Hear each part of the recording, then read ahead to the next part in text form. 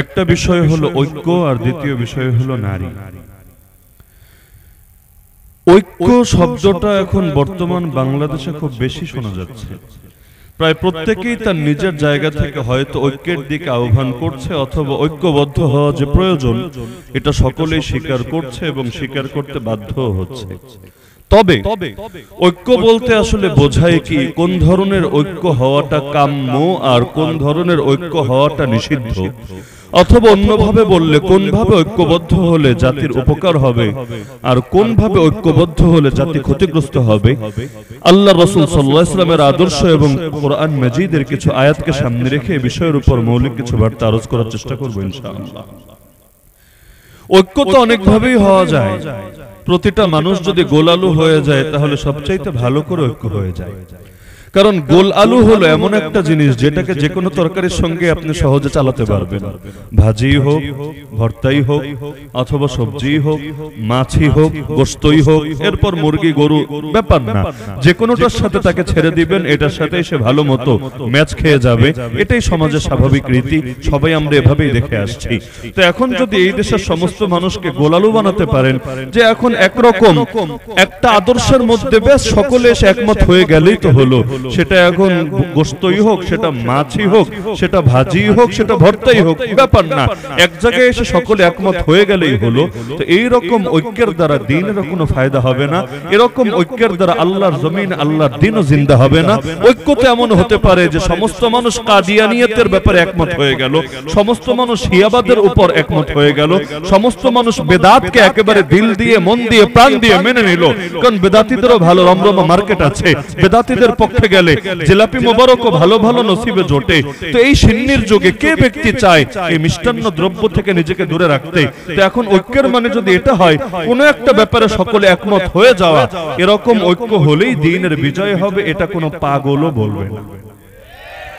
তাহলে কোন ধরনের ঐক্য দরকার আর কোন ধরনের ঐক্য দরকার না? আবার ঐক্যের মধ্যে দুইটা ভাগ আমরা করতে পারি মৌলিক ভাবে। এক হলো আদর্শিক ঐক্য, মানে সকলে মিলে একই আদর্শ গ্রহণ করা। আওয়াজ বোঝা যাচ্ছে না মনে হয়? মাইক অপারেটর ঠিক করে।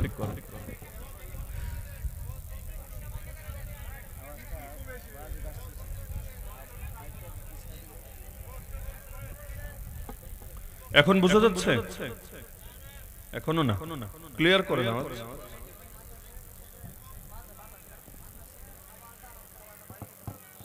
এখন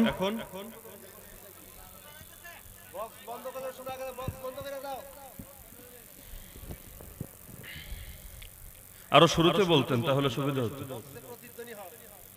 এখন বোঝা যাচ্ছে? দেখ মাশাআল্লাহ, না হলে তো আমার 5 মিনিটের কথাই বৃথা। তো যে প্রসঙ্গে বলছিলাম যে এক হল আদর্শিক ঐক্য। আদর্শিক ঐক্য মানে সকলে মিলে কোনো একটা আদর্শের ব্যাপারে একমত হয়ে যাওয়া। আর দ্বিতীয় হলো রাজনৈতিক ঐক্য। রাজনৈতিক ঐক্য মানে কি, তোমার কাছে থাকুক তোমার আদর্শ, আমার কাছে থাকুক আমার আদর্শ, তবে বড় কোনো স্বার্থ অর্জন করার জন্য তুমিও একটা ব্যাপারে এসে একমত হবা, আমিও আর একটা ব্যাপারে এসে একমত হব। তো এই যে ঐক্যের দুইটা পার্ট আমরা করলাম, এক হলো আদর্শিক ঐক্য আর একটা হলো রাজনৈতিক ঐক্য। রাজনীতি বললেই খালি এই বর্তমানে যে রাজনীতি চলছে, যে প্রক্রিয়ায় কেউ ক্ষমতায় যাচ্ছে, কেউ যাওয়ার চেষ্টায় আছে, আমি শুধু এতটুকুই বোঝাচ্ছি না, বরং আল্লাহর জমিনে আল্লাহর দ্বীনকে কিভাবে বিজয়ী করতে হবে এটাই না আমাদের মূল রাজনীতি। আরে যেই রাজনীতির দ্বারা ব্যক্তি ক্ষমতায় আসে কিন্তু ইসলাম জিন্দা হয় না জমিনের বুকে, ওই রাজনীতির 2 পয়সা দাম নাই আল্লাহর কাছে। কিন্তু যেই রাজনীতির দ্বারা আরে ব্যক্তি যেমনই থাকুক না কেন কিন্তু আল্লাহর জমিনে আল্লাহর দ্বীন জিন্দা হয়। কারণ প্রকৃত ইসলামী রাজনীতি কেউ যদি করে তাহলে সে নিজের পকেটের দিকেও তাকাবে না, পিঠের দিকেও তাকাবে না, পেটের দিকেও তাকাবে না। আরে তার মিশন এবং ভিশন হবে যে কোনো মূল্যে আল্লাহর জমিন আল্লাহর দ্বীন জিন্দা করতে হবে। যার কারণে গোটা দুনিয়া দেখেছে আরে যে আমিরুল মুমিনিন খলিফাতুল্লাহ ফিল আরদ মোল্লা মুহাম্মদ ওমর ক্ষুধার জ্বালায় এমন ভাবে তার আহার করে দিন কাটাতে হয়েছে যে একদিকে ছিল রুটি আর একদিকে ছিল কাঁচা পেঁয়াজ, পেঁয়াজ দিয়ে রুটি খেয়ে দিন কাটিয়ে দিতে হয়েছে। আবার পাহাড়ের বুকে ছোট একটা ঘর, ওই ঘরের মধ্যে ভাঙা একটা খাট, ওখানে শুয়ে শুয়ে দিন যাপন করতে হয়েছে। সব সময় মাথার নিচে ভালো বালিশও জোটে নাই, মাথার নিচে কাঠের টুকরো বা ইট দিয়েও রাত কাটিয়ে দিতে হয়েছে। কিন্তু এরপর আল্লাহর জমিনে আল্লাহর দ্বীনকে জিন্দা করে দেখিয়ে দিয়েছে। তো মুসলমানের রাজনীতির মূলই হলো আল্লাহর জমিন, আল্লাহর দ্বীনকে জিন্দা করা, নিজেকে প্রতিষ্ঠিত করা না, নিজের পকেটকে ভারী করা না, নিজের বাড়িঘরের চিন্তা ফিকির করা না। আর এই সমস্ত চিন্তা দুনিয়াদারদের বুকে আসতে পারে, কিন্তু যে নিজের জীবনকে কোরবান করে দিয়েছে ইসলামের জন্য, তার ভেতরে কখনো আসবে না। তার হালত থাকবে এমন, আল্লাহ যদি দেন তখনও আলহামদুলিল্লাহ, আল্লাহ যদি না দেন তাতেও আলহামদুলিল্লাহ আলা কুল্লি হাল। আল্লাহ যদি আমার থেকে শুকরিয়ার পরীক্ষা নেন তাতেও আমি খুশি, আল্লাহ যদি আমার থেকে সবরের পরীক্ষা নেন তাতেও আমি খুশি। হাসবুনাল্লাহু ওয়া নি'মাল ওয়াকিল, নি'মাল মাওলা ওয়া নি'মান নাসির। দুনিয়ার কিছু পেলেও চলবে, না পেলেও চলবে, কিন্তু আল্লাহকে না পেলে আমার চলবে না। যে কোনো মূল্যে আল্লাহকে পেতে হবে। তো রাজনৈতিক ঐক্যের মূল কথা হলো যে ব্যক্তি ব্যক্তিগত জীবনে যে আদর্শ গ্রহণ করুক না কেন, কোনো একটা স্বার্থে বিশেষ কোনো জিনিস অর্জনের জন্য সে একটা মৌলিক ব্যাপারে এসে একমত হচ্ছে, এমন ঐক্য আল্লাহর রাসূল কাফেরদের সাথেও করেছে। যেমন আপনারা মদিনা শরীফের ইতিহাস যারা পড়েছেন জানার কথা, আল্লাহর রাসূল সাল্লাল্লাহু আলাইহি ওয়াসাল্লাম যখন হিজরত করে মদিনায় গেলেন, মদিনার সমস্ত মানুষ যে মুসলমান ছিল বিষয়টা কিন্তু এমন না। সেখানে ইহুদিদের তিনটা গোত্র ছিল। একটার নাম বনু নাজির, দ্বিতীয়টার নাম বনু কুরাইজা, তৃতীয়টার নাম বনু কায়নুকা। কোন ইহুদি? যে ইহুদিরা মুসলমানদের সবচাইতে বড় দুশমন, যে ইহুদিদেরকে প্রতিদিন প্রতি ওয়াক্তের প্রতি রাকাত নামাজে আপনারা বদদুয়া দেন। কোন বাক্য বলে? গায়রিল মাগদুবি আলাইহিম। সূরা ফাতিহার এই আয়াত পড়েন তো সবাই, নাকি এটা বাদ দিয়ে নামাজ পড়ে ফেলেন? পড়া তো লাগেই। তো গায়রিল মাগদুবি আলাইহিম এটাই তো বদদুয়া। গজবগ্রস্ত জাতি ইহুদিরা, এদের উপর অতীতেও আল্লাহর গজব পড়েছে, এখনো তারা আল্লাহর গজবের মধ্যে আছে, এবং যতকাল তারা তাদের এই কুফরি আদর্শ না ছাড়বে ততকাল তাদের উপর আল্লাহর গজব পড়ুক, এটাই বান্দা চাচ্ছে আল্লাহর কাছে। তো এই ইহুদি জাতি যদিও তারা অতীতে মদিনায় এসেছিল আল্লাহর নবীর প্রতি ঈমান আনবে বলে, ইতিহাস পড়লে দেখবেন ইহুদিদের এই তিন জাতি এরা মৌলিকভাবে মদিনার বাসিন্দা ছিল, এরা অন্য এলাকার লোক। তাহলে এলাকায় এসেছে কেন? এসেছে সিরেফ এবং সিরেফ এই মাকসাদে, তারা তাদের কিতাব তাওরাতের মধ্যে পড়েছে আখেরি পয়গম্বর হিজরত করে মদিনার বুকেই একদিন না একদিন আসবে। তাদের দিলের তামান্না ছিল, হায় যদি সেই নবীকে কোনোভাবে পেয়ে যাই, সেই নবীর সোহবত পেয়ে যদি ধন্য হতে পারি, তার উপর ঈমান এনে যদি তার দ্বীনকেও জমিনের বুকে শক্তিশালী করতে পারি, আর কি লাগে। এসেছিল ভালো নিয়ত নিয়ে। বলবেন তাহলে পরবর্তীতে ঈমান আনলো না কোন দুঃখে? তাদের মধ্যে যারা বাস্তবিক সত্যান্বেষী তারা তো ঈমান এনেছে, তো যারা ঈমান আনে নাই তাদের মৌলিক কারণ কি ছিল কোরআনের মধ্যে আল্লাহ তুলে ধরেছেন। মৌলিক কারণ ছিল গোষ্ঠীগত দ্বন্দ্ব। তারা ছিল এক বংশের, আল্লাহ নবী এসেছেন আর এক বংশে। নবীর বংশ হলো ইসমাইল আলাইহিস সালামের বংশ, তাদের বংশ হলো ইসহাক আলাইহিস সালামের বংশ। তো ইসমাইল আর ইসহাক উভয়ের বাবা কিন্তু একজনই, তবে মা কিন্তু একজন না, মা হলো দুইজন। একজনের মা হাজরা আলাইহিস সালাম আর একজনের মা সারা। তো একজনের মা, দুজনের মা দুজন, শুধুমাত্র এই একটা গোষ্ঠীগত দ্বন্দ্ব, যা আমার বংশে না এসে অন্য বংশে আসবে কোন দুঃখে। এখন যদি তাকে মেনে নেই, আমাদের বংশের লাশ থাকে কোথায়, আমাদের বংশের মান থাকে কোথায়, আমাদের বংশের সম্মান থাকে কোথায়? সুতরাং তাকে মানা যাবে না, না হলে আমাদের বংশটা খাটো হবে আর সৎ ভাইয়ের বংশটা বড় হবে। এই জামানায় হয় না মানুষের মধ্যে এমন? হয়তো বংশকেন্দ্রিক হয় কোনো ক্ষেত্রে, কোনো ক্ষেত্রে এলাকা কেন্দ্রিক হয়, কোনো ক্ষেত্রে দল কেন্দ্রিক হয়। কেউ হক গ্রহণ করে না শুধুমাত্র এই কারণে যে হকটা তার দলের বাইরে চলে গেছে।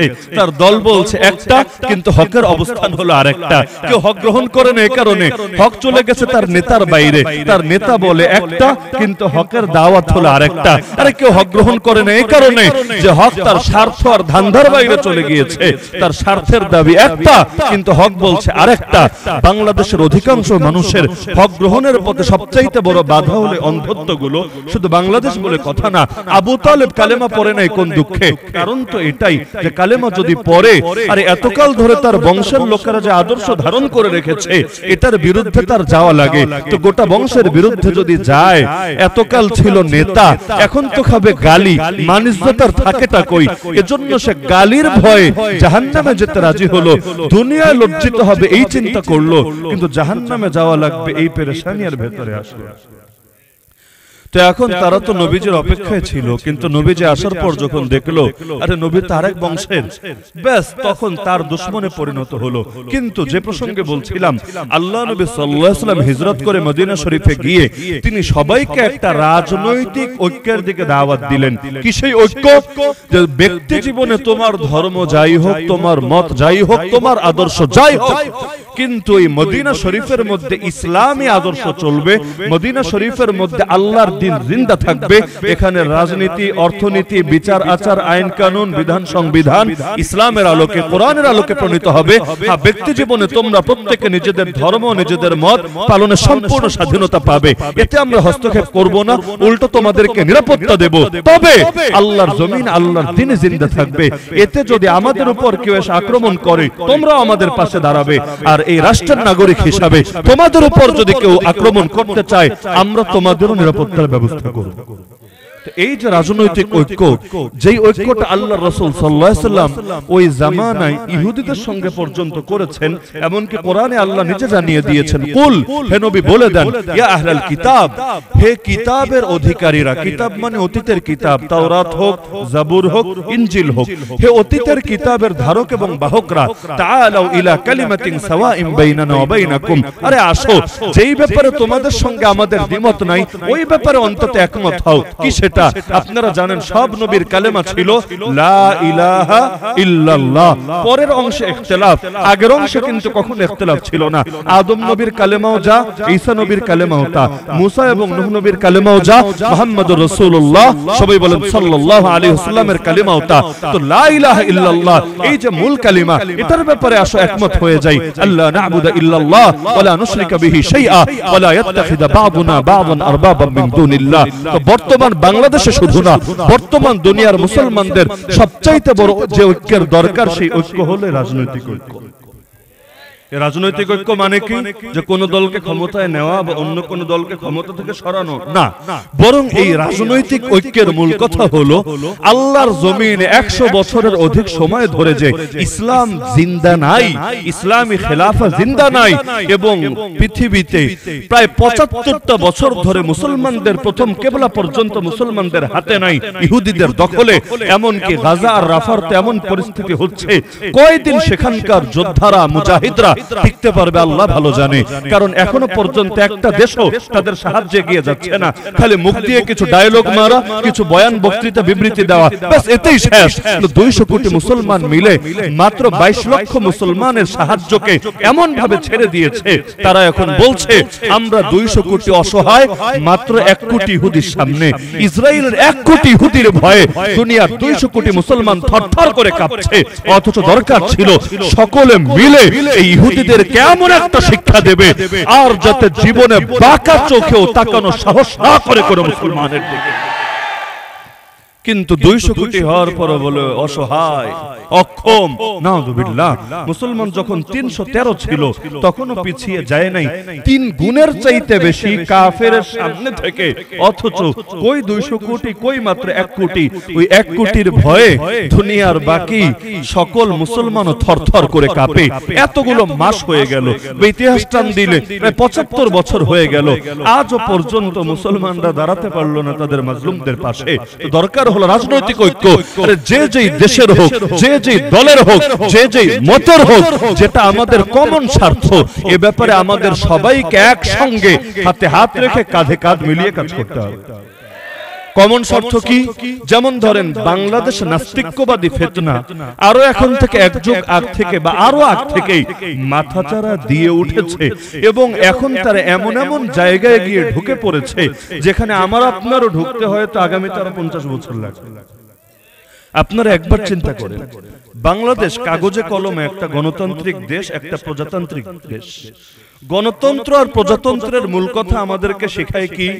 যে অধিকাংশ জনগণ যা চাইবে, প্রজারা যা চাইবে তাই হবে। যদি ভালো চায় ভালো হবে, যদি কালো চায় কালো হবে। এমনকি বিভিন্ন সব দেশের মধ্যে দেখবেন সমকামিতাকে বৈধতা দিয়ে রেখেছে, ভাই বোনে বিয়েকে বৈধতা দিয়ে রেখেছে, মদের বার তো বাংলাদেশেও খুলে দিয়েছে, পতিতালয় পর্যন্ত এখানে অনুমোদন দেওয়া আছে। যুক্তি কি? একমাত্র যুক্তি এটাই, জনগণ চাচ্ছে, কি বা করার আছে? সিগারেটের প্যাকেট নেন হাতে, বিড়ির প্যাকেট নেন, দেখবেন নসিহত দেওয়া আছে, ওয়াজ করা আছে, বক্তার বয়ান না, একেবারে সিগারেট কোম্পানির খালেস বয়ান। কি বয়ান? ধূমপান স্বাস্থ্যের জন্য ক্ষতির কারণ। আচ্ছা, তুমি সিগারেটের কোম্পানি চালাও, ভালো কথা, তুমি যখন নিজেই বুঝলা ধূমপান ক্ষতির কারণ, তো বানালা কেন, বাজারে বেচলা কেন, এটার পক্ষে সার্টিফিকেট, লাইসেন্স, অনুমোদন দিল কেন? জবাব দিবে কি জানেন? অধিকাংশ জনগণ চায় কি করার আছে, যদিও বুঝি ক্ষতি, এজন্য নসিহত করে দিতে পারি, কিন্তু ঠেকানো যাবে না, কারণ এটা তো গণতন্ত্র। এখানে সরকার কি চায় বিষয় না, জনগণ কি চায় সেটাই বিষয়। তো সরকার চায় কেউ বিড়ি না খাক, সরকার চায় কেউ সিগারেট না খাক, কিন্তু যেহেতু অধিকাংশ জনগণ চাচ্ছে, না দিয়ে কি বা উপায় আছে? একদিকে আমাদেরকে বলবে হুজুর মাদকের বিরুদ্ধে বয়ান দেন, প্রতিটা এলাকা এলাকায় এখন এগুলো বলে না, হুজুর ওই জিহাদি কথাটা তো বললেন না, মাদকের বিরুদ্ধে, ধর্ষণের বিরুদ্ধে, আর এগুলো নিয়ে বয়ান টয়ান দেন, অথবা বাপ মায়ের রস করেন, আসমানের উপরে রস করেন, মাটির নিচে রস করেন, বাস হয়ে গেল, এর বাইরে কিছু বললেন না। কিন্তু বাস্তবতা কি জানেন? মাদকের বিরুদ্ধেই বলেন, ধর্ষণের বিরুদ্ধেই বলেন, হক আদায় করে কোন এক হুজুরও যদি বয়ান করে, ওই হুজুরও আর জেলখানার বাইরে কোথাও খুঁজে পাবেন না। বলবেন কিভাবে? আরে কোন মাদকের বিরুদ্ধে আমাকে বলতে বলছো, আগে ক্লিয়ার করো। কারণ এক প্রকার মাদককে তোমরাই লাইসেন্স দিয়ে রেখেছো, আর আরেক প্রকার মাদক যেটা তোমাদেরকে কট্টর না দিয়ে ইলিগাল ভাবে চলছে, শুধু সেটার বিরুদ্ধেই বলতে বলছো।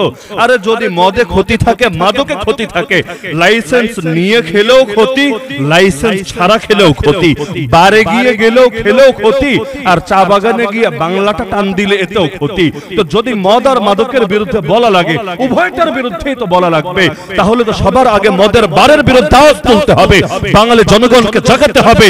আরে শোনো, এই অবুজরা যতই ধান্দা করুক, অথবা এরা যতই এটার পেছনে চাল চালুক, আমাদেরকে মদের বারগুলো ভেঙে মাটির সাথে মিশিয়ে দিতে হবে। তো এখন মদের বিরুদ্ধে, মাদকের বিরুদ্ধে বলতে চাইলে তো দুইটার বিরুদ্ধেই বলা লাগবে। একইভাবে সুদের বিরুদ্ধে হুজুর বয়ান দেন। আরে কোন সুদরে পাগলা? ব্যক্তি খেলে সুদ হয়, রাষ্ট্র খেলে সুদ হয় না। ব্যক্তির দায় ছোট, রাষ্ট্রের দায় বড়। ব্যক্তি তো একজন, পুরো দেশের কয় ভাগের এক ভাগ হবে একজন ব্যক্তি। কিন্তু কোন সুদের বিরুদ্ধে আমাকে বলতে বলছো, আগে ক্লিয়ার করো। যদি সল্টু আর বল্টু আর মল্টু এরা সুদ খায়, এতেই শুধু দেশের ক্ষতি হয়, জনতার ক্ষতি হয়। আর যদি ব্যাংকিং সেক্টর সুদের উপর চলে, এতে সবার লাভ হয়। যদি শেয়ার মার্কেট সুদের উপর চলে, এতে সবার ফায়দা হয়। যদি বীমা প্রতিষ্ঠানগুলো সুদটাকে টিকিয়ে রাখে, এতে বড় উপকার হয়। এমনকি কোনো কিছুই তো চলে না সুদ ছাড়া। আমাদের বাচ্চারা জন্ম নিতে দেরি, ঋণী হতে দেরি না। শুনবেন মাথা পিছু ঋণ এত ডলার। আরে বাচ্চা তো এখনো দুধই খেলো না, ও ঋণী হলো কিভাবে? ও ঋণ দিয়ে করবেটা কি? ও তো ললিপপও খায় নাই এখনো, তো আর ঋণটা গেল কোথায়? বলবো ওর খাওয়া লাগবে না, রাষ্ট্র খেয়েছে, ওর অটো খাওয়া হয়ে গিয়েছে, ওকে এখন দিতে হবে। এই যেই কয় টাকা ঋণের হিসাব দিচ্ছে, এর মধ্যে পুরোটাই ঋণ এমন না, এর মধ্যে সুদও আছে, এর মধ্যে আসলও আছে। সুদে আর আসলে মিলিয়ে আমার বাচ্চা জন্ম হতে দেরি, ওরেও সুদের তালিকায় ফেলে দিতে দেরি না। তো গোটা বাংলাদেশের অর্থনীতি তো দাঁড়িয়ে আছে সুদের উপর। এটা আমরা চ্যালেঞ্জ করে বলতে পারি, হলফ করে বলতে পারি, পুরো বাংলাদেশের অর্থনীতির মেরুদণ্ড কি? আরে বলে না, মেরুদণ্ড কি? সুদ। এই ঘরে ঘরে যে সুদ ঢুকেছে, ঢুকবে না কেন? বাপ মা যদি আকাম করে, পোলাপান ভালো থাকবে কেমনে রে ভাই? মানুষ তো তার উপরে যারা আছে তাদেরকে দেখে দেখে শেখে। সন্তান বাপমা দেখে শেখে, ছাত্ররা উস্তাদদেরকে দেখে শেখে, মুরিদরা পীররে দেখে শেখে। এটাই তো স্বাভাবিক ব্যাপার। তা আমরা তো জনতা, তা আমরা এই যে যত মানুষকে বোঝাই সুদ খায়ও না, সুদ খায়ও না, সুদ খায়ও না, বলবে হুজুর আমাদের উপরে যারা চেপে বসে আছে, ওরাই তো সুদরে টিকিয়ে রেখেছে। তো ওরা যদি খায়, আমরা খাবো না কোন দুঃখে? আর বয়ান দিলে খেলে আমাদেরকে কেন দেন? ওদের বিরুদ্ধে আগে বলেন না, ও বুঝেছি শক্তের ভক্ত নরমের জম, আমরা দুর্বল বলে খালি আমাদেরকে আপনারা সুদের বয়ান দিবেন। আর গোটা দেশের অর্থনীতিটাকে যে বরবাদ করেছে এই সুদের উপর দাঁড় করিয়ে, এটা নিয়ে কিছু বলবেন না, তাহলে বোঝা যাবে আপনারা আসলে নবীর ওয়ারিসের হক আদায় করছেন। না হলে তো দুটোর বিরুদ্ধেই বলতে হবে। আরে এই যেই দেশে মুসলমান প্রায় 90%, ওই দেশের অর্থনীতি সুদের উপর চলে কিভাবে? তাহলে ব্যক্তির উপরে ব্যক্তি যদি পাপ করে আসবে, কিন্তু জাতি যদি পাপ করে, রাষ্ট্র যদি পাপ করে, গোটা রাষ্ট্রের উপর আযাব আসবে। এটা স্বাভাবিক ব্যাপার। আজকে বাংলাদেশে কত পেরেশানি, কত আযাব গজবের শিকার আমরা। তো এত কান্নাকাটি করে কি হবে? আরে তওবা, ব্যক্তির তওবা পরে, জাতির তওবা আগে। জাতীয় পাপের জন্য জাতীয় তওবা করা লাগবে। এখন পাপ করবেন জাতীয় ভাবে, তওবা করবেন ব্যক্তিগতভাবে, একজন দুজন 10 জন 20 জন মিলে, আযাব আর গজব কিভাবে উঠবে? আরে ইস্তিসকার নামাজ আদায় করবেন, বৃষ্টি হচ্ছে না, কয়জন মিলে আমরা বৃষ্টি প্রার্থনা নামাজ পড়ি। হ্যাঁ, অবশ্যই এর গুরুত্ব আছে, কিন্তু এর চাইতে বেশি গুরুত্ব কিসের জানেন? যাদের শক্তি আছে তারা শক্তি দিয়ে, যাদের জবান আছে তারা জবান দিয়ে, যাদের দিল আছে তারা দিল দিয়ে আগে বাতিলের টুটি চেপে ধরার ফিকির করতে হবে। তো এখন সুদ নিয়ে বলতে চাইলে আগে তো আমাদের অর্থনীতির মেরুদণ্ড নিয়ে বলতে হবে। একইভাবে ধর্ষণ, কোন ধর্ষণের বিরুদ্ধে বলা হবে? শুধু জরিনা আর সল্টু মিলে একসঙ্গে জঙ্গলে চলে গিয়ে ধর্ষণের কাজ করেছে, এটার নামই ধর্ষণ। আর পতিতালয়ে যা চলে এটার নাম কি? বলবে না হুজুর, যদি 2 জন রাজি থাকে তাহলে এটার ধর্ষণ বলে না। আরে পতিতালয়ে যারা আছে সবাই রাজি আছে, তুমি জানলা কিভাবে? তোমার কি যাতায়াত আছে নাকি নিয়মিত সেখানে? কারণ পতিতালয় তো এগুলো তো পত্রপত্রিকায় প্রায় আসে যে বিপুল পরিমাণ মেয়ে এমন আছে যাদেরকে পাচার করে দিয়েছে, অথবা কেউ আবেগে ঢুকেছিল কিন্তু এখন আর বের হতে দিচ্ছে না, অদৃশ্য একটা জেলের মধ্যে তাদেরকে আটকে রাখা হয়েছে। তো বাংলাদেশে এমন কোন পতিতালয় নাই যেই পতিতালয়ে ধর্ষণ চলে না, এমন কোন পতিতালয় নাই যেই পতিতালয়ে জুলুম চলে না। আর পতিতালয়ে তো শুধু শুধু এই কাজই না, বরঞ্চ সেখানে নেশাও চলে, সেখানে জুয়াও চলে। এই সমস্ত শয়তানের আখড়াই তো পতিতালয়গুলোকে বানিয়ে রাখা হয়েছে। তো যদি ধর্ষণের বিরুদ্ধে বলতে হয়, আগে তো এই দেশের কোটি কোটি জনতাকে নিয়ে পতিতালয় ভেঙে মাটির সাথে মিশিয়ে দিয়ে আসতে হবে। তাহলে ওগুলো নিয়ে বলা যাবে না, তাহলে আবার হুজুর ভালো না। হুজুরকে শুধু বলতে হবে ব্যক্তিগত পাপগুলো নিয়ে। অদ্ভুত ব্যাপার স্যাপার, এগুলোই কিন্তু এখন সমাজে চলছে। তো যে প্রসঙ্গে বলছিলাম যে এখন আমাদের জন্য কমন চ্যালেঞ্জ যেগুলো, এর বিরুদ্ধে ঐক্যবদ্ধভাবে রুখে দাঁড়াতে হবে। এই যে নাস্তিকবাদী যে ফিতনা আমাদের সামনে এসে দাঁড়িয়েছে এবং তারা জনগণের স্বার্থের বাইরে গিয়ে কাজ করছে। যেমন আপনারা কি চান আপনাদের ছেলে মেয়ে হয়ে যায়, সবগুলো শরীফ শরীফা হয়ে যাক, সবগুলো রাশেদ রাশেদা হয়ে যাক, সবগুলো মাহমুদ মাহমুদা হয়ে যাক? কি চান নাকি আপনারা? এটা তো কেউ চায় না। তো যদি কেউ না চায়, বা সারা দেশ মিলিয়ে হাতে গোনা 10-20টা মাথা মোটা চায়, বাকি কেউ না চায়, এটা শিক্ষা সিলেবাসে ঢুকলো কিভাবে? আমাকে বোঝান। গণতান্ত্রিক দেশের শিক্ষা সিলেবাস মানে কি? ওই দেশের অধিকাংশ জনগণের চেতনার প্রতিনিধিত্ব করবে। এটাই তো যুক্তির কথা, এটাই তো বিজ্ঞানের কথা, এটাই তো স্বাভাবিক দর্শনের কথা। তাহলে এই দেশের অধিকাংশ মানুষ চায় কি? যেমন বাংলাদেশের অধিকাংশ মানুষ ফিলিস্তিনের পক্ষে নাকি বিপক্ষে? আল আকসার পক্ষে না বিপক্ষে? তো অধিকাংশ মানুষ ফিলিস্তিনের পক্ষে থাকার পরও, আল আকসার পক্ষে থাকার পরও আমাদের সিলেবাসে আজও পর্যন্ত আল আকসার ইতিহাস কিন্তু ঢুকলো না, এই মাজলুম জাতির ইতিহাস কিন্তু ঢুকলো না। ঢুকলো কি? শরীফার শরীফা, যেগুলো এই দেশে চলেই না। এমনকি আগামী 1 যুগ যদি দিন রাত মিলে ওরা সারাদিন মেহনত করে দাওয়াত দেয়, তবু আমি আমার পর্যবেক্ষণ এবং অভিজ্ঞতার আলোকে বলতে পারি ইনশাআল্লাহ ওরা এই দেশের অধিকাংশ মানুষকে খাওয়াতে পারবে না। কিছু বড় বড় ভার্সিটিতে কিছু উচ্চ লেভেলের এলিট শ্রেণীর শিক্ষিতদেরকে ওরা ওদের দলে ভিড়াতে পারবে, কিন্তু এই তারাকান্দার ফুলপুরি এসে দাওয়াত শুরু করুক না নাস্তিকের বাচ্চারা, এই সাধারণ কৃষক শ্রমিক মজদুররাই পিটিয়ে সোজা করে দেবে। এখনো পর্যন্ত তৃণমূলে নাস্তিকদের সফলতার হার 0, একেবারেই 0। ওরা এসে যতই বুঝাক, যতই বিজ্ঞান দিয়ে বুঝাক, ফিলোসফি দিয়ে বুঝাক, কাজ হবে না। মানুষ কিছু ব্যাপারে আপোষ করে না। আজকে দেখেছি আপনাদের এখানে আসার আগে ফেনীতে ভিন্ন এক ধর্মের লোক, নাম নাই বলি, বেচারা আল্লাহর নবী সাল্লাল্লাহু আলাইহি ওয়াসাল্লামের সামনে গালিগালাজ শুরু করে দিয়েছে বাজারের মধ্যে। ভেবেছে যত যাই কিছু করুক না কেন, মুসলমান আর কি বলবে, মুসলমানের তেমনি পায়ের তলায় মাটি নাই, তো যত যাই কিছু করুক পাবলিক মনে হয় তারা কিছু বলবে না। ভিডিও হয়তো আপনারা ইতিমধ্যে অনেকে দেখেছেন, এমন ভাবে সাইজ করে দিয়েছে মরণের আগের দিনও ওর এই স্মৃতি স্মরণ আসলে ব্যথায় কুকড়ে উঠবে। তা মুসলমান সব ব্যাপারে আপোষ করে না। আল্লাহ এবং তার রাসূলের শানে কেউ যদি গুস্তাখি করে মুখ বন্ধ রাখতে পারে না। আমার এখনো মনে পড়ে কাশিমপুর কারাগারের সেই স্মৃতি। এক লোক কারারক্ষীদের মধ্যে যার কাজ হলো সকলের হাজিরা নিবে, ওরা আবার সহযোগিতা নেয় কিছু পুরনো বন্দীদের, যাদেরকে আমরা কয়েদি বলি আর কি। কয়েদিদেরকে বিভিন্ন রকম দায়িত্ব দেওয়া থাকে। জেলখানায় যারা থাকে সব কয়েদি নয়, জেলখানায় যারা থাকে কেউ কয়েদি কেউ হাজতি। হাজতি মানে হলো যার মামলার এখনো রায় হয় নাই। যেমন আমরা 1 বছর থাকলাম কিন্তু হাজতে হিসাবে, কেন? মামলার কোন রায় হয় নাই। মামুনুল হক সাহেব 3 বছর থাকলেন কি হিসাবে? হাজতে হিসাবে, কেন? মামলার রায় হয় নাই। দেখবেন তাদেরকে কারাগারের বিশেষ পোশাকও পরায় না।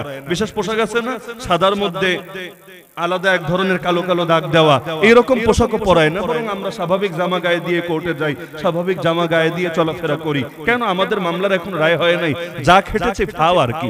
আগামীতে যদি বলে থুক্কু হুজুর আপনাকে বেকসুর খালাস দেওয়া হলো, আপনার কোনো পাপ নেই, কোনো অপরাধ নাই, বাড়িতে চলে যান, তখনও বলার সুযোগ নাই ঠিক আছে বাড়িতে যাব, আমার 1 বছর আগে ফিরায় দে। এখন থুক্কু দিলে আমার জীবনের সে 1 বছরকে ফিরে আসবে? আরে আমার নয় তো 1 বছর, যাদের 3 বছর 5 বছর 10 বছর। আর কত মানুষ আছে ভাইরাল না, কেউ তাদের চেনে না, এরকম মানুষগুলোর জীবনের উল্লেখযোগ্য একটা অংশ কেটে যাচ্ছে কারাগারে। এমন হয়েছে জুয়ান হয়ে ঢুকেছে, বুড়া হয়ে বের হয়েছে, বেকসুর খালাস পেয়ে গেছে। এই খালাস ধুয়ে কি পানি খাবে? আর যৌবনকাল কি এরা ফিরিয়ে দিতে পারবে? তো এখন ওই সময় একদিন পুরনো এক কয়েদি, আল্লাহর এক বান্দা, জেলখানারই এক সাথী নামাজ পড়ছিল, জোহরের সুন্নত নামাজ। তো ওদের গণনায় ওই দিন ভুল হয়েছে, 12 গুনতি বলতো এটাকে। দুপুরবেলা একটা গণনা করতো আমাদেরকে 11:30টার দিকে। বাথরুমে যেভাবে আপনারা বসেন না, এভাবে বসা লাগতো। যত বড় হুজুর হন লাভ নাই, বসতে হবে ওইভাবে, মানে পেছনের নিতম্ব মাটিতে লাগাতে পারবেন না, এটা উঁচিয়ে আর এভাবে এই 2 হাত দিয়ে হাঁটুর সামনে এভাবে ধরে বসতে হবে। বারান্দা, পুরো বারান্দা জুড়ে 3 জন করে কাতার হবে। ওরা এসে খালি কাতার গুনবে যে কয় কাতার, 10 কাতার মানে 30 জন আছে, 20 কাতার মানে 60 জন আছে। এটারে 12 গুনতি বলতো। এই গণনা যদি ঠিকঠাক মতো মিলে ওরা বেল দিয়ে দিত। বেল দেওয়া মানে ঠিক আছে তোমরা তোমাদের স্বাভাবিক কাজ করতে পারো। তো একদিন এসে গুনে নিয়ে গেল, কিন্তু যে কোনো ভাবে ওদের হয়তো গণনাটা মিলে নাই। পুরো জেল গোনার পরে হয়তো কিছু কম পেয়েছে বা বেশি পেয়েছে, যে কোনো একটা প্যাচ লেগেছে। এখন দ্বিতীয় আরেকবার গুনতে এসেছে। তো এখন দ্বিতীয়বারের অপেক্ষা না করে এক ভাই সুন্নত নামাজে দাঁড়িয়ে গিয়েছে। এখন যখন দ্বিতীয়বার গুনতে এসেছে, সবাই তো সিরিয়ালে, কিন্তু তিনি পিছনে দাঁড়িয়ে আছেন নামাজের কাতারে, যায় নামাজে নামাজ পড়ছেন। আর এসে যা গালিগালাজ শুরু করলো, নাউজুবিল্লাহ মিন যালিক। আমার এখনো স্মরণে পড়লে, মুসলমান কোন কাফেরে গালি দিলে তাও একটা কথা ছিল, মুসলমান, কিন্তু নামাজ নিয়ে আমি এটা এখানে উল্লেখ করতে পারবো না, আমার মুখে আসবেও না। নামাজ নিয়ে আর হুজুর জাতি নিয়ে এমন নিকৃষ্ট ভাষায় কথাবার্তা বলতে লাগলো, কারণ ওরা তো এটারই ইবাদত মনে করে, এটারই ফরজ বানিয়ে ছেড়েছে। ওদের উপরের অফিসার যা বলবে এটাই ফরজ, এটাই ইবাদত। আল্লাহ কি বললেন, রাসূল কি করলেন, এটা ওদের কাছে মুখ্য না। আমি বাস্তবতা বলছি, ওরা যদি আমাদের মুখে গুলিও চালায়, আর যদি মুখে দাড়িও থাকে, দেখবেন অনেকে বিশাল বিশাল দাড়ি নিয়ে কপালে নামাজ পড়তে পড়তে দাগ ফেলে দিয়েছে। এই রকম লেবাস নিয়ে গুলি যখন চালায়, কোন ভিডিও ফুটেজ পেলে দেখবেন ওদের বুকটা পর্যন্ত কাঁপে না, চেহারার মধ্যে কোনো পাপ বোধ, কোনো অপরাধ বোধ পর্যন্ত জাগে না। আরে বাংলাদেশের শ্রেষ্ঠ শ্রেষ্ঠ আলেমদের হাতে হাত করা লাগিয়ে যখন তাদেরকে টেনে হিচড়ে নিয়ে যায়, অথবা কোমরে গরুর রশি বেঁধে তাদেরকে গরুর মতো টেনে টেনে নিয়ে কোর্টে হাজির করায়, ওদের চেহারাগুলো শুধু দেখবেন, কোনো ভাবান্তর, কোনো অপরাধ বোধ দেখতে পারবেন না। অথচ সাধারণ মানুষরা হাঁটতে গিয়ে যদি হুজুরের সঙ্গে একটু পা লেগে যায়, তারপরও দেখবেন তার চেহারাটাই সম্পূর্ণ আলাদা হয়ে যায়, আলাদা অপরাধ বোধে ভুগতে থাকে, বারবার সরি সরি সরি বিভিন্ন ভাবে ক্ষমা চাইতে থাকে। আল্লাহর কাছেও ক্ষমা চায়, বান্দার কাছেও ক্ষমা চায়। তার ভয় লাগে না জানি তার এই বেয়াদবির কারণে, অসতর্ক ভুলের কারণেই আল্লাহর গজব নেমে আসে। কিন্তু ওরা ইচ্ছাকৃত ভাবে পাখির মতো গুলি করে কত কত আলেমকে, তালেবুল ইলমকে শহীদ করে দিয়েছে। একটারও হাত কাঁপে না, বুক কাঁপে না। কিসের জন্য? কেন জানেন? ওদের ব্রেইন ওয়াশ করে দেওয়া হয়েছে, মগজ ধোলাই করে দেওয়া হয়েছে, ওদেরকে বুঝ দেওয়া হয়েছে, ওদেরকে যে আদেশ করা হবে সেটা মান্য করাই তোদের জন্য ফরজ, আর এটা লঙ্ঘন করা তোদের জন্য হারাম। সুতরাং কিয়ামতের দিন যদি আল্লাহর কাছে মুক্তি পেতে চাস, তোদেরকে তোদের ডিউটি পালন করতে হবে। এর জন্য নামাজ ছাড়া লাগলে ছাড়বি, দাড়ি কুরবান করা লাগলে করবি, তাওহীদ জনতার বুকে চালানো গুলি চালানো লাগলে চালাবি, কোনো সমস্যা না। বরঞ্চ তোদের জন্য এর বিপরীত করাটা হারাম আর কবিরা গুনাহ। এই ব্রেইন ওয়াশ করিয়ে এই ইসরায়েলের যে বাহিনী যুদ্ধ করছে ফিলিস্তিনে, এদের মধ্যে অনেকগুলো মুসলমান আছে, অনেকগুলো। মাঝে মধ্যে দেখবেন ওরা নামাজ পড়ছে, এই ছবি নেট দুনিয়ায় ভাইরাল হচ্ছে। নেটিজেনরা অবাক, আরে কি রে, সারাদিন মুসলমান মেরে আবার নামাজের কাতারেও দাঁড়িয়েছে, কাহিনীটা কি? হ্যাঁ, ব্রেইন ওয়াশ করে দেওয়া হয়েছে। এই ব্রিটিশদের সফলতা এখানে, ওরা ডিভাইড অ্যান্ড রুল এই পলিসিটাকে ভালো মতো অ্যাপ্লাই করতে পেরেছে, মুসলমানকে মুসলমানের দুশমন বানিয়ে ছেড়েছে। আল্লাহর কসম, আমাদেরকে যদি কাফেররা এসে মারতো, নাস্তিকরা এসে মারতো, মনে ততটা দুঃখ লাগতো না যখন দেখি মুসলমানরা এসে আমাদেরকে মারছে। তার নেম প্লেটেও মুসলমানের নাম, আমার নামও মুসলমানের নাম। দরকার তো ছিল সে আমাদেরকে মাথায় তুলে রাখবে, তারাই এসে আমাদেরকে কেন মারছে? কারণ আমার ভাইকে আমার দুশমন বানিয়ে ছেড়েছে ব্রেইন ওয়াশ করে করে। এই ব্রিটিশরা চলে গিয়েছে 47-এ, তাতে কি আজ 2024-এও ওদের রাজত্ব শুধু বাংলাদেশ না, শুধু ইন্ডিয়া না, শুধু পাকিস্তান না, এই গোটা সাম্রাজ্যবাদ যেখানে যেখানে চালিয়েছে এই পুরো অঞ্চলে ওদের রাজত্ব আজও চলছে। বলবেন কিভাবে? ওদের বাহিনী তো নাই, তাহলে চলছে কিভাবে? বাহিনী লাগবে না, যে বীজ ওরা লাগিয়ে গিয়েছে সেই 190 বছর ধরে, ওই চারাগুলোই বড় হয়ে এখন পুরো অঞ্চলটাকে শাসিয়ে বেড়াচ্ছে। এখন মুসলমান ইসলামের কথা সইতে পারে না, মুসলমান কোরআনের কথা সইতে পারে না। আরে বড় দুঃখ লাগে যখন দেখি এই মুসলমানরাই ইসলামের কথাকে বন্ধ করার জন্য পর্যন্ত ষড়যন্ত্রে নামে। দেখেন না, গান বাজনা করতে গেলে সমস্যা নেই, যাত্রাপালা করতে গেলে সমস্যা নেই, মাহফিল করতে গেলে সমস্যা শেষ নেই। উপরন্তু সবচাইতে বেশি দুঃখে লাগে, আপনারা সাক্ষী থাকতে পারেন, আর কথা মিডিয়ায় গেলে তো গোটা জাতি জানবে, যখন দেখি অনেক নামধারী হুজুররা পর্যন্ত কোরআনের মাহফিলের বিরোধিতা করে। বলবেন কিসের জন্য? কারণ নামধারী শব্দ থেকেই বুঝে আসছে কিসের জন্য। তার মুখোশ হয়তো খুলে যাবে, তার স্বার্থ হয়তো এখানে লঙ্ঘন হবে, অথবা সে যেই দলের বা যেই ব্যক্তিদের দালালি করে তারা হয়তো মাইনকা চিপায় পড়বে।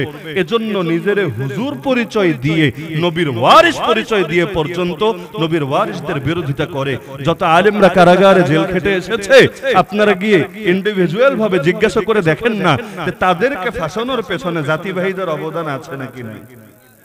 অনেকে বলে না হুজুর, এগুলো গোয়েন্দা সংস্থারা আপনাদের কুশকে দেওয়ার জন্য বুঝ দেয়, মাথায় বুঝ ঢুকায় দেয়। আসলে এমন ব্যাপার স্যাপার না। তা আমি দোয়া করি না, তবে একটা কথা বলি, আল্লাহ আপনাদেরকে জেল না খাটাক, আগেই বলেছে আমি দোয়া করি না, আমি চাই না কেউ জ্বলে যান। তো জিন্দগিতে কখনো যদি ওই রকম হিংসার শিকার হয়ে যদি ওই ঘাট পাড়ি দেওয়া লাগে, তখনই বুঝবেন যে তলে তলে কার শিকড় কোথায় গিয়ে কাজ করে, কে কিভাবে তথ্য সাপ্লাই করে, নামের তালিকাগুলো কিভাবে হয়, কিভাবে এক একজনকে গর্ত থেকে পর্যন্ত বের করে এনে এনে চালান দিয়ে দেয়, এগুলোর পেছনে কি কি রহস্য কাজ করে জিন্দেগিতেও বুঝতে পারবেন না, নিজে ওই অভিজ্ঞতার সম্মুখীন না হলে। অতীত ইতিহাসে পড়ে দেখেন না, বুখারীর ইতিহাস পড়েন, সমরকন্দের ইতিহাস পড়েন, আরাকানের ইতিহাস পড়েন, সুলতান সালাহুদ্দিন আইয়ুবীর ইতিহাস পড়েন। আরে কোন জামানার ইতিহাস দেখবেন, ওমর মুখতারের মতো মহান বীর, যাকে আজও পর্যন্ত পশ্চিমা বিশ্ব পর্যন্ত কদর করতে বাধ্য হয়, মরুসিংহ, the lion of the desert, সকলে এক নামে যাকে চেনে, সে ওমর মুখতারের বিরুদ্ধে তার জামানার শ্রেষ্ঠ শ্রেষ্ঠ কয়েকশো আলেম ফতোয়া জারি করেছে, সে একজন জঙ্গি, তার নিধন করা ফরজ। মোল্লা ওমরের বিরুদ্ধে কয়টা ফতোয়া দেখতে চান? পর্যাপ্ত ফতোয়া মজুদ আছে। এই ফতোয়ার রাজনীতি আজকে নতুন না, বহু আগ থেকে চলে। তো যে প্রসঙ্গে বলছিলাম, তো এখন যখন নামাজ নিয়ে কটূক্তি করলো এক ভাই, তখন চিৎকার দিয়ে বলে উঠলো, আরে কান খুলে শুনে নে, এক মামলা কাঁধে নিয়ে জেলে এসেছি, তাতে কি? আল্লাহর দ্বীনের জন্য একবার যেহেতু কারাবরণ করতে হয়েছে, এই দ্বীনের জন্য আরো যদি 10 বার কারাবরণ করা লাগে মনে কোনো দুঃখ নাই। একবার কোনো অপরাধ না করেও জেলে এসেছি, এখন যদি আরো 10 বার আসা লাগে তাতেও কোনো আপত্তি নাই। নামাজ নিয়ে যদি আর জীবনে কোনোদিন কোনো কটূক্তি করিস, তোর জিহ্বাটা টেনে শুধু ছিঁড়েই ফেলবো না, তোকে এই পৃথিবী থেকেই বিদায় করব। এতে যদি আমার ফাঁসি হয়, সবাই সাক্ষী থাকেন হুজুররা, আমি আমার গলায় ফাঁসির দড়ি বরণ করে নেব। যেই কথাটা বলেছে উনি কোনো মাদ্রাসার স্টুডেন্ট না, জীবনে মাদ্রাসার বারান্দায় আসেন, সাধারণ মানুষ, জেনারেল মানুষ, মুখে দাঁড়িয়ে রেখেছেন, তাও বেশি কাল হয় নাই। কিন্তু যেই মাত্র এই যে নামাজ নিয়ে কটূক্তি করা হলো, সকলে যারা আছে, হুজুর বলেন, তালিবুল বলেন, সবার আগে যে গর্জে উঠেছে এই সাধারণ মানুষটা, যে প্রয়োজনে আমার জান যাবে যাক, কিন্তু নামাজ নিয়ে কটূক্তি হবে আর আমি বসে থাকবো, এটা হবে না। কি বুঝলেন যে বাংলার জমিনে নাস্তিকরা খুব সহজেই সফল হবে? আচ্ছা, আপনাদের মধ্যে তারাকান্দা, ফুলপুরে যারা নিয়মিত নামাজ পড়ে না, বার্ষিক পরে, সাপ্তাহিক পরে, মাসিক পরে, এই রকম লোকগুলো যদি শোনে যে কেউ মসজিদ ভাঙতে এসেছে, মসজিদে মূর্তি ঢুকাতে এসেছে, অথবা দ্বীনের কোনো ক্ষতি করার জন্য দলবদ্ধ হয়ে নেমেছে, আপনারাই বলেন চুপচাপ বসে বসে ললিপপ খাবে? কি করবে? বলবে আরে আমার ব্যক্তিগত আমলের ত্রুটি থাকলে থাক, যতদিন আমি জিন্দা আছি আমি বেঁচে থাকতে ইসলামের কোনো ক্ষতি হতে দেব না। জান লাগলে জান দেব, মাল লাগলে মাল দেব, তবুও এদেরকে জনমের মতো শিক্ষা দিয়ে ছাড়বই ছাড়বো। তো এই কারণে নাস্তিক্যবাদী এই যে ফিতনাটা, যদিও আমি আশাবাদী ইনশাআল্লাহ তারা এই জমিনে তৃণমূলে সফল হবে না, কারণ ওরা শিকড় বিচ্ছিন্ন, আর ইসলাম এই মাটির শিকড়ে শিকড়ে মিশে আছে। যতই উঠাতে চাক ওরা পারবে না, উল্টো ওরাই উঠে যাবে।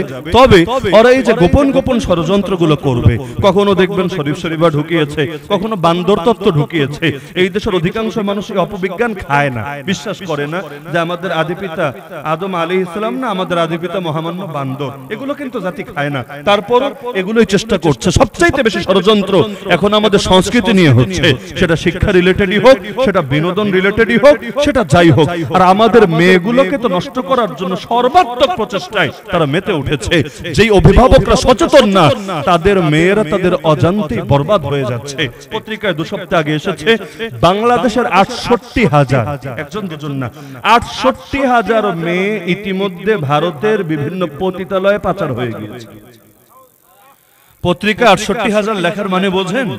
সবগুলোর তো এফআইআর হয় না, সবগুলো খবর তো পুলিশ আর সাংবাদিক পর্যন্ত যায় না, আবার সবাই তো পতিতালয়েও পাচার হয় না। তার মানে মোট সংখ্যাটা এর চাইতে আরো বহুগুণ বেশি। তাহলে অভিভাবক সচেতন থাকলে তার মেয়ে অন্য ধর্মের ছেলের সাথে রিলেশন করে ওই পর্যন্ত যায় কিভাবে?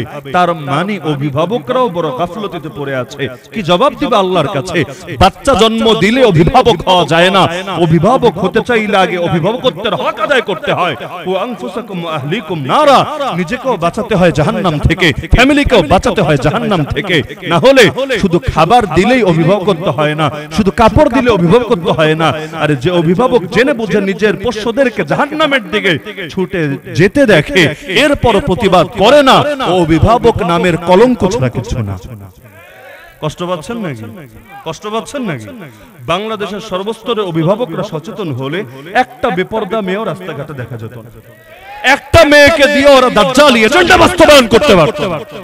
তো মেয়েদেরকে দোষারোপ করে কি লাভ? মেয়েদের মন তেমনি নরম, সহজে প্রভাবিত হয়।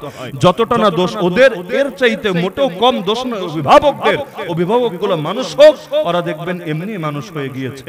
এখন এমনও দেখা যায় হুজুর মানুষ, হুজুর বলতে মাদ্রাসার আমি বলছি না, মানে এমনি লেবাস পোশাকে হুজুর মানুষ, কিন্তু মেয়ে কলেজে ভার্সিটিতে পড়ছে, সহশিক্ষায় ছেলেদের সঙ্গে একসাথে ক্লাস করছে, আবার কখনো কোচিং এ লম্বা টাইম চলে যাচ্ছে।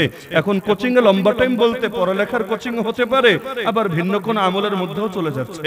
পরবর্তীতে দেখা যাচ্ছে হারাম রিলেশন এমন ভাবে ব্যাপক হয়েছে, বাংলাদেশে বন্যা হলে বন্যার পানি যতটা না ক্ষতি করে, এই হারাম রিলেশনের বন্যা এর চাইতে আরো বেশি বেড়ে গিয়েছে। তো এখন রাজনৈতিক ঐক্যের মূল কথা হলো এটা, বাংলাদেশ থেকে নাস্তিক্যবাদী ফিতনা দূর করতে হবে, হিন্দুত্ববাদী ফিতনা দূর করতে হবে। পশ্চিমা বিশ্বের কোন আদর্শ, কাফের মুশরিক ইহুদি খ্রিস্টানের কোন আদর্শ এই জমিনে বাস্তবায়িত হতে দেওয়া হবে না। আর শুধু এই অঞ্চল বলেই কথা না, ভারত হোক, পাকিস্তান হোক, এই পুরো অঞ্চলের যত মুসলমান আছে, এদের উপর যারা নতুন করে আগ্রাসন আর সাম্রাজ্যবাদ কায়েম করতে যাচ্ছে, সকলে মিলে একজোট হয়ে ওদেরকে চরম শিক্ষা দিয়ে দিতে হবে। আবারও 800 বছরে সে শাসনকে এই অঞ্চলে ফিরাতে হবে। এটাই হলো রাজনৈতিক ঐক্য। রাজনৈতিক ঐক্যের দরকার আছে নাকি নাই? আমি আগেই বলেছি রাজনৈতিক ঐক্য দ্বীনের জন্য, এটা ক্ষমতায় যাওয়ার আশা ওই বিষয়ে সংক্রান্ত না, বরঞ্চ দ্বীনের জন্য। এই রকম ঐক্যে সবাই আবদ্ধ হওয়া দরকার না?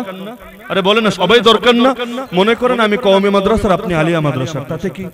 মনে করেন এই ভাই তাবলীগের আর আপনি কোন পীর সাহেবের মুরিদ, তাতে কি? মনে করেন তিনি আপনার দৃষ্টিতে ওয়াহাবি আর তার দৃষ্টিতে আপনি সুন্নি, তাতে কি? মনে করেন তিনি আওয়ামী লীগ করেন, আপনি বিএনপি করেন, উনি জাতীয় পার্টি করেন, উনি জামাত ইসলাম করেন, উনি জাসদ করেন, উনি বাসদ করেন, তাতে কি? কিন্তু এই ব্যাপারে যে দ্বিমত করবে তাকে মুসলিম বিশ্বের মধ্যে একটা ক্যান্সার মনে করতে হবে। কারণ গোটা দুনিয়ার মুসলমান একই সংকটের মুখে পড়েছে, একই সংকটের মুখে। কি সেটা? মুসলমান আছে, ইসলামী শাসন নাই। মুসলমান জিন্দা আছে, কিন্তু ইসলাম সারা দুনিয়ার মধ্যে রাষ্ট্রীয়ভাবে জিন্দা নাই। এমনকি মুসলমানদের 57টা দেশ আছে, কিন্তু এর মধ্যে এক আফগানিস্তান বাদ দিলে বাকি কোন জায়গায় ইসলামের শাসন 100% চলে বলেন আমাকে? তাহলে এই রাজনৈতিক ঐক্যে সকলকে আবদ্ধ হতে হবে, এই দাওয়াত ব্যাপক করতে হবে। আরে তুমি আহলে হাদিস, আমি হানাফি, তুমি সুন্নি, আর তোমার দৃষ্টিতে আমি ওয়াহাবি, তুমি লা মাযহাবি, আমি মাযহাবি। আরে হোক না, এগুলো আপন জায়গায় ইখতিলাফ চলেছে, চলছে, চলতে থাক, ব্যাপার না। এগুলো আলেম ওলামার মধ্যে সীমাবদ্ধ থাকবে, কিন্তু আমাদেরকে বাতিলের বিরুদ্ধে একসঙ্গে ময়দানে নামতে হবে। যদি না নামো, না তুমি থাকবা না আমি থাকবো। জিলাপি খাবা কেমনে? জিলাপি খাওয়ার জন্য তোমার হাতে তো বাকি রাখবে না। আরে তুমি হাত কই বাঁধবা এটা নিয়ে টেনশনে? নাভির উপরে না নাভির নিচে? হাত থাকলে না তুমি বাঁধবা। হাতে যদি গোড়া দিয়ে কেটে দেয়, বাঁধবা কিসে? তাহলে আগে তো হাত বাঁচাতে হবে, তারপর কোথায় বাঁধবা এটা নিয়ে টেনশন পরেও করা যাবে। তাহলে কি বুঝলেন যে ইখতিলাফ যদি থাকে সেটা আদর্শিকভাবে ইলমি ইখতিলাফ থাকবে, কিন্তু মৌলিক কিছু বিষয় একমত হওয়া লাগবে। যদি একমত না হন, শিক্ষা সিলেবাস আগামী কয়েক বছরের মধ্যে আমেরিকার চাইতে নিকৃষ্ট হবে। যদি একমত না হন, তাহলে দেখবেন আপনাদের ছেলে মেয়েগুলোই আপনাদের দুশমনে পরিণত হয়েছে, শয়তানের গোলাম হয়ে আল্লাহর গোলামদেরকে দুনিয়া থেকে বিদায় করে দিতে চাচ্ছে। এক শ্রেণীর মানুষ যেমন বাংলার জমিনে থেকে হুজুরদের সহ্যই করতে পারে না, তাদের নামগুলো শুনলে পর্যন্ত তেলে বেগুনে জ্বলে ওঠে। এই রকম সংখ্যাটা শুধু বাড়বে আর বাড়বে। তো ঐক্যের এক নম্বর ভাগই হলো রাজনৈতিক ঐক্য। এই রকম ঐক্যে সবাই আবদ্ধ হতে রাজি আছেন তো ইনশাআল্লাহ? আমি আবারও ক্লিয়ার করে দিচ্ছি যে রাজনৈতিক ঐক্য মানে ওই আওয়ামী লীগ বিএনপির রাজনীতি বলতে যা বোঝায় যে কোন এক দলে ক্ষমতায় যাবে, এক দল ক্ষমতা থেকে নামাবে, আমি ওই ঐক্যের কথা বলছি? আরে ওই ঐক্যের কথা বলছি যে ক্ষমতাসীনদের পক্ষে ঐক্য, বিরোধীদের পক্ষে ঐক্য না। ওটা আমার চ্যাপ্টার না, ওটা ওয়াজ মাহফিলের আলোচ্য বিষয় হবেও না। এটা ওয়াজ মাহফিলের বিষয়ই না, ওটা আপনার রাজনৈতিক সমাবেশে গিয়ে বোঝাপড়া করেন গিয়ে। আমি রাজনীতি করিও না, এগুলো নিয়ে আমার ন্যূনতম আগ্রহ কাজ করে না। কিন্তু আমি যেই রাজনৈতিক ঐক্যের বার্তা দিচ্ছি সেটা হলো সারা দুনিয়ায় আল্লাহর জমিন, আল্লাহর দ্বীনকে জিন্দা করার প্রয়োজনীয় ঐক্য। রাজি আছেন তো ইনশাআল্লাহ? বর্তমানে মুসলমানরা সারা দুনিয়া ছড়িয়ে ছিটিয়ে থাকলেও তাদের দুশমন দেখবেন এক। তো দুশমন যদি এক হয়, বন্ধুও তো এক হওয়া লাগবে। যেমন আমেরিকা সারা দুনিয়া যত মুসলমান আছে সবার স্বার্থই নষ্ট করে নাকি করে না? আরে বলেন না, করে নাকি করে না? ইসরায়েল শুধু এক ফিলিস্তিনে আগ্রাসন চালায় নাকি সারা দুনিয়ার মুসলমানদের স্বার্থই নষ্ট করে? তাহলে ওদের বিরুদ্ধে আপনি বাংলাদেশেই থাকেন আর ফিলিস্তিনে থাকেন, সৌদি, আপনার একমত হওয়া লাগবে নাকি লাগবে না? অবশ্যই লাগবে। আল্লাহই বলে দিয়েছেন, ওয়াকাতিলুহুম হাত্তা লা তাকুনা ফিতনা ওয়া ইয়াকুনা দ্বীনু কুল্লুহু লিল্লাহ।